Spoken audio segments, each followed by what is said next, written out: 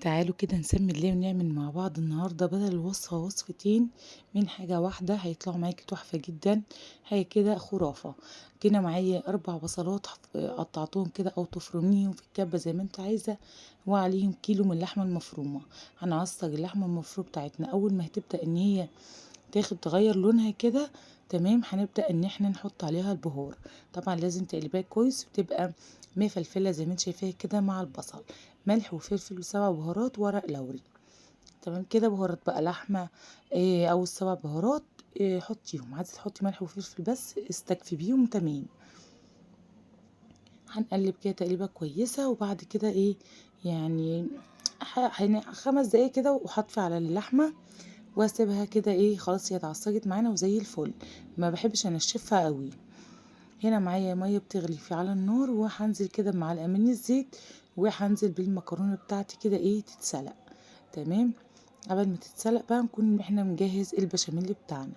معايا هنا كده 2.5 كوباية من الحليب، واضفت عليهم 2 كوباية من الشوربه.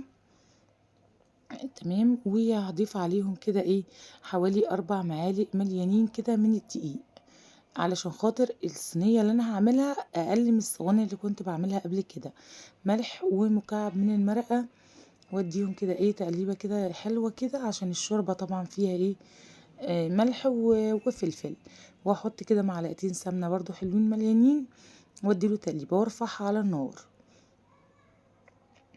هنا رفعتها وهنا كان العصاج بقى كان اتعصج وركنته، وهنا كده ايه المكرونة برضو يعني شلتها على العين التانية وهديت عليها. وهنا البشاميل اللي كان استوى معايا خلاص، المكرونه استوت وصفيتها والعصاج جاهز والبشاميل جاهز.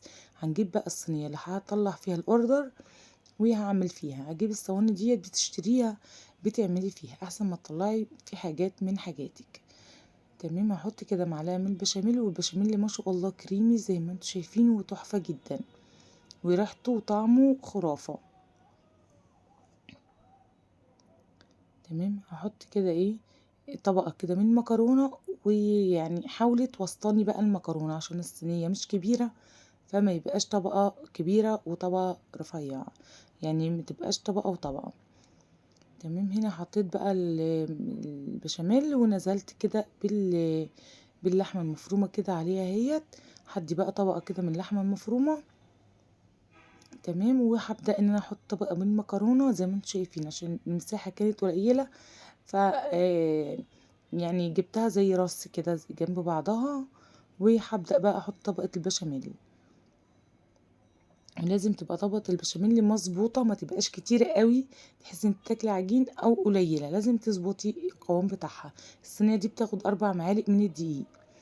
تمام كده، حطيت البشاميل هبدأ بقى احط بقى الجبنة موتزاريلا كده على الوش، او جبنة رومي عندك، جبنة شيدر اللي متوفر حطيه. ما عندكيش لا ده ولا ده ولا ده، بضاية عليها معلقة قشطة او معلقتين حليب وتخفقيها كويس بنص بذرة كده من الفانيليا، وهتطلع معاكي تحفة وتهني بيها الوش ودخلها الفرن.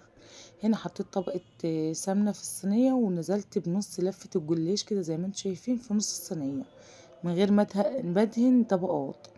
ونزلت بطبقة من اللحمة المفرومة، وهنزل برضو ببقية لفة الجلاش النص التاني. تمام كده زي ما انتم شايفين. وهبدأ بقى ان انا اقطعها كده ايه زي ما انت عايزاها، هتقطعيها على 4 على 8 على 12 براحتك. دي حاجة ترجع لك. فانا هجيبها كده ايه بالطول، وهجيبها كده ايه بالعرض برضو، وهقطعها كده وتبقى جاهزة معانا اهي. بصوا هقطعها كده ايه على 12.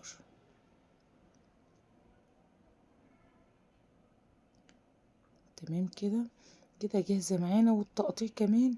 وهنا معايا بقى كوباية وربع من الشوربة، وكوباية ومج بقى. المج ده كبير، يعني المج ده بياخد مج، يعني بالكوباية ياخد كوباية وربع برضو. يبقى كوباية وربع شوربة وكوباية وربع ايه حليب، الاتنين زي بعض. تمام، وتقلبيهم بقى. عايزة تضيفي بقى معلقة سمنة فيهم، شوفي بقى عايزين ملح عايزين فلفل زودي وظبطي. تمام، بعد كده ما حطيت كده عملت كده ايه وسعت كده بحيث ان انا ايه اشربها. وبعد كده هنزل عليها كده بمعلقتين من السمنه اوزعهم على الوش يبقوا تمام، وهدخلهم الفرن ونشوف بعد ما يطلعوا. بصوا انا حطيتهم من تحت وولعت الشوايه، بس هما كانوا من تحت ما كانوش على الشبكه، خدوا لون جميل واستووا وطلعوا تحفه. يعني هما المكرونه خدت حوالي 10 دقايق، وصينيه الجلاش خدت ربع ساعه، وطلعت من الفرن تحفه وسوا من فوق ومن تحت زي ما انتم شايفين. بألف هنا وشفا للي ياكل. يا رب تعجبكم وجربوا الوصفة، سهلة وبسيطة ومش هتاخد منك وقت، وما تحسيش ان هي فيها كلكعة، والله هتطلع معاكي بالجمال اللي انت شايفاه دوت. صينية الرقاق وصينية المكرونة الجلاش. يا رب الفيديو يعجبكم وتكونوا استفدتوا منه، وتجربوه وتكتبولي في الكومنتات ان شاء الله. هقفل كده الاوردر بقى كده ويطلع ان شاء الله على خير. مع السلامة.